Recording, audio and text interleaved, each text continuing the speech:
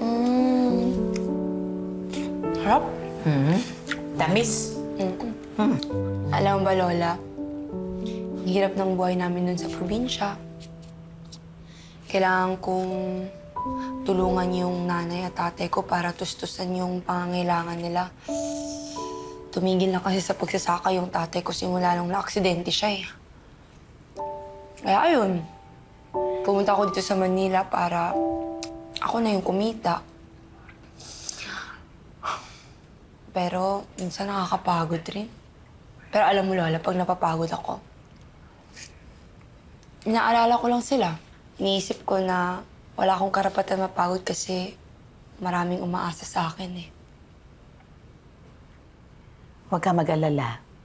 Simula ngayon, magiging maganda na ang buhay mo.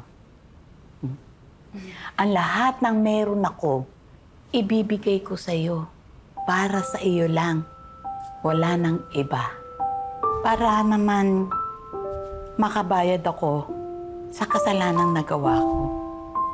Kasalanan? Ano pong kasalanan? Kasi, nung mawala ka namin sa mall, inaaway ko yung mami mo nun eh.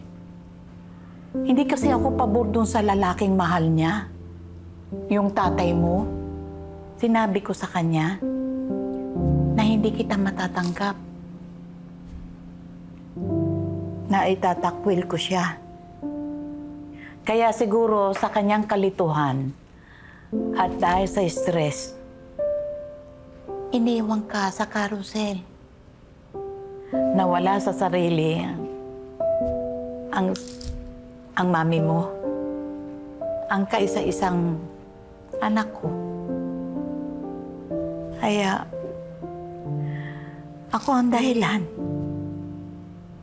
kung bakit nawala siya, nawala ka. Nakalipas ng ilang taon, dahil sa pangulila sa'yo, pumanaw siya. Ako ang dahilan kung bakit nawala siya. Nawala ka. Ako ang may kasalanan. Pero dahil nandito ka na, babawi ako sa'yo. Babawi ako sa anak ko, na mama mo. Ibibigay ko lahat sa'yo para makabayad ako sa aking mga kasalanan. At pag nagawa ko yung lahat, pwede na akong lumisan sa mundong ito.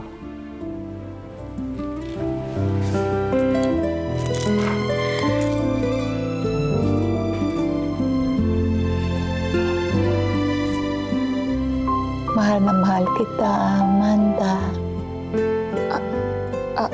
I love you po, Lola. Ayoko na lukuhin yung matanda, Emin. Missy, unti na lang makukuha mo na yung pinaghirapan natin. Unti-unti na lang. Missy, kapit lang please, okay? Hindi na talaga kaya ng loob ko, Emin. Alam mo yung hindi mo mas kakayanin, ha? Kapag nabisto tayo. Kasi alam mo, kapag nabisto tayo, kulong ka. Pati ako. Kulong tayo. At ito ang hindi mo mas kakayanin. Pati magulang mo. Kapag nawala ka, wala silang kakapitan. Paano na sila? Diba? Kaya focus tayo, ha? Diba? Sino yan?